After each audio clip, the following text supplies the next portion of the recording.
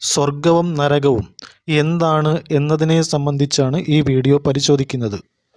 സ്വർഗവും നരകവും എന്താണ് എന്നതിനെക്കുറിച്ചും അതെവിടെയാണ് ഇരിക്കുന്നത് എന്നതിനെക്കുറിച്ചും സ്വർഗവും നരകവും എങ്ങനെ കാണാൻ കഴിയും എന്നതിനെ സംബന്ധിച്ചും ദേവി ഭാഗവതത്തിൽ ദേവി പ്രഹ്ലാദനോട് വിശദീകരിച്ചു കൊടുക്കുന്നുണ്ട്.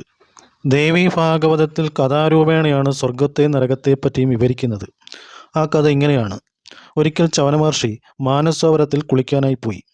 മാനസരോവരത്തിൽ ചവനമഹർഷി കുളിച്ചുകൊണ്ടിരിക്കെ ഒരു വിഷപ്പാമ്പ് വന്ന് ചവനമഹർഷിയെ പിടികൂടുകയും ഈ വിഷപ്പാമ്പ് ചവനമഹർഷിയെ പിടികൂടിയപ്പോൾ തന്നെ ചവനമഹർഷി നാരായണ മന്ത്രം ചൊല്ലുകയും ഉടൻ തന്നെ പാമ്പിൻ്റെ വിഷം ഇല്ലാതാവുകയും ചെയ്തു. പാമ്പിൻ്റെ വിഷം ഇല്ലാതായപ്പോൾ മഹർഷി എന്നെ ശപിച്ചാലോ എന്ന് വിചാരിച്ച് പാമ്പ് മഹർഷിയെ വിട്ടുപോയി. ഉടനെ തന്നെ ചവനമഹർഷി മാനസരോവരത്തിൻ്റെ താഴേക്ക് പോയി പാതാളത്തിൽ പോയി പതിച്ചു. അന്ന് പാതാളത്തിലെ രാജാവ് പ്രഹ്ലാദനാണ്. പ്രഹ്ലാദൻ ചവനമഹർഷിയെ കാണുകയും എല്ലാവിധ ആതിഥ്യ മര്യാദകളോടും കൂടി ചവനമഹർഷിയെ പാതാളത്തിലേക്ക് കൊണ്ടുപോവുകയും അവിടെ ഇരുത്തി കുശലാന്വേഷണം നടത്തുകയും ചെയ്തു. ഇങ്ങനെ കുശലാന്വേഷണം നടത്തുന്നതിനിടയിൽ പ്രഹ്ലാദൻ ചവനമഹർഷിയോട് ചോദിച്ചു, ചവനമഹർഷി അവിടെ നിന്ന് എന്താണ് പാതാളത്തിലേക്ക് വരാനുള്ള കാരണമെന്ന്. അപ്പോൾ ചവനമഹർഷി താൻ പാതാളത്തിലേക്ക് വരാനുണ്ടായ കാരണം എന്താണെന്ന് പ്രഹ്ലാദനോട് പറഞ്ഞു. ചവനമഹർഷി പറഞ്ഞു, ഞാൻ മാനസരോവരത്തിൽ കുളിച്ചുകൊണ്ടിരിക്കുകയായിരുന്നു. മാനസരോവരത്തിൽ കുളിച്ചുകൊണ്ടിരിക്കെ എന്നെ ഒരു വിഷപ്പാമ്പ് വന്ന് പിടികൂടുകയും ഞാൻ ഉടനെ നാരായണ മന്ത്രം ചൊല്ലുകയും നാരായണ മന്ത്രം ചൊല്ലിയപ്പോൾ പാമ്പിൻ്റെ വിഷം ഇല്ലാതായി പോവുകയും ഞാൻ പാമ്പിനെ ഉടനെ ശപിച്ചാലോ എന്ന് വിചാരിച്ച് പാമ്പ് എന്നെ വിട്ടുപോവുകയും ഞാൻ പാതാളത്തിലേക്ക് വന്ന് വീഴുകയും ചെയ്തു എന്ന് ചവനമഹർഷി പ്രഹ്ലാദനോട് പറഞ്ഞു. അപ്പോൾ പ്രഹ്ലാദന് മാനസരോവരത്തെക്കുറിച്ച് അറിയുന്നതിന് ജിജ്ഞാസ തോന്നി. അപ്പോൾ പ്രഹ്ലാദൻ ചവനമഹർഷിയോട് പറഞ്ഞു, അല്ലോ ചവനമഹർഷി, ഇതെവിടെയാണ് ഈ മാനസരോവരം? അവിടുന്ന് എന്തുകൊണ്ടാണ് ഈ മാനസരോവരത്തിൽ കുളിക്കാൻ വരാനുള്ള കാരണം? അങ്ങേപ്പോലെയുള്ള ഒരാൾ മാനസരോവരത്തിൽ കുളിക്കാൻ വരണമെങ്കിൽ ആ മാനസരോവരത്തിന് എന്തെങ്കിലും പ്രത്യേകത ഉണ്ടാവണമല്ലോ. എന്തുകൊണ്ടാണ് അവിടുന്ന് മാനസരോവരത്തിൽ കുളിക്കാൻ വരാനുള്ള കാരണം? എന്താണ് അതിൻ്റെ എല്ലാം പ്രത്യേകതകൾ? അവിടുന്ന് എനിക്ക് പറഞ്ഞു തന്നാലും എന്ന് പ്രഹ്ലാദൻ ചവനമഹർഷിയോട് ആവശ്യപ്പെട്ടു. അപ്പോൾ ചവനമഹർഷി മാനസരോവരത്തെപ്പറ്റി പറഞ്ഞ് കേൾപ്പിക്കാൻ തുടങ്ങി.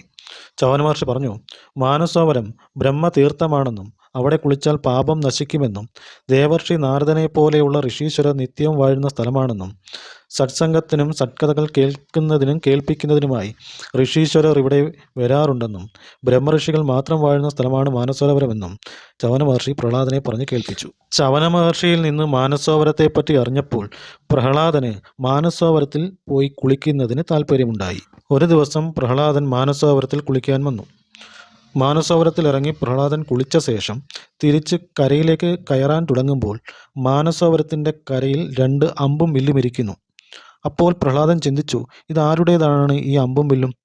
ചവനമഹർഷി പറഞ്ഞിട്ടുള്ളത് മാനസരോവരത്തിൽ ബ്രഹ്മഋഷികൾ മാത്രം വാഴുന്ന സ്ഥലമാണെന്നല്ലേ, പിന്നെ എങ്ങനെ ഈ അമ്പും വില്ലും ഇവിടെ വന്നു? ഇങ്ങനെ പ്രഹ്ലാദൻ ചിന്തിച്ചു നിൽക്കെ 2 ചെറുപ്പക്കാർ ആ മാനസരോവരത്തിലേക്ക് വന്ന് ആ അമ്പും വില്ലും എടുത്തു. അപ്പോൾ പ്രഹ്ലാദൻ വിചാരിച്ചു, ഈ ചെറുപ്പക്കാർ മാനസരോവരത്തിൽ കുളിക്കാൻ വരുന്ന സാധുക്കളായ ഋഷിമാരെ കൊള്ളയടിച്ച് ദ്രവ്യം കൈക്കലാക്കുന്ന മോഷ്ടാക്കളാണ്. ഇവരെ പാഠം പഠിപ്പിക്കേണ്ടതുണ്ട്. ഉടനെ പ്രഹ്ലാദൻ ചെറുപ്പക്കാരെ തടഞ്ഞു നിർത്തുകയും അവരുമായി വാക്തർക്കത്തിൽ ഏർപ്പെടുകയും ചെയ്തു.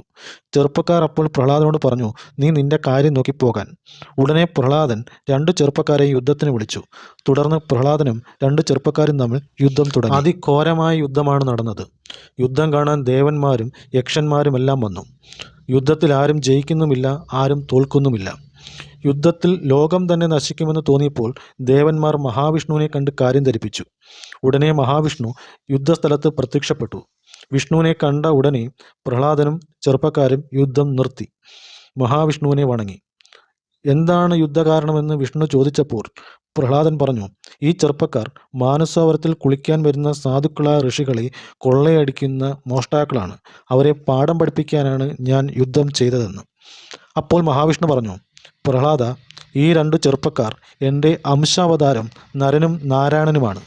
ഇവർ ഭൂമിയിൽ ധർമ്മത്തെ സ്ഥാപിക്കാൻ സഞ്ചരിക്കുകയാണ്.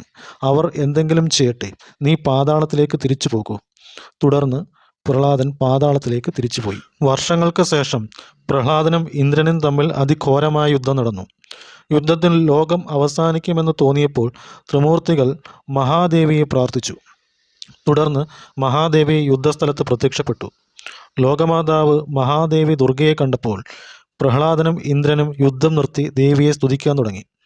അപ്പോൾ ദേവി പ്രഹ്ലാദനോട് പറഞ്ഞു, നീ യുദ്ധം നിർത്തി പാതാളത്തിലേക്ക് പോകാൻ. അപ്പോൾ പ്രഹ്ലാദൻ പറഞ്ഞു, അമ്മേ, ഞങ്ങളും അമ്മയുടെ മക്കളല്ലേ, എന്നിട്ടെന്തിനാണ് ഞങ്ങളോട് ഈ പക്ഷപാതം കാണിക്കുന്നത്?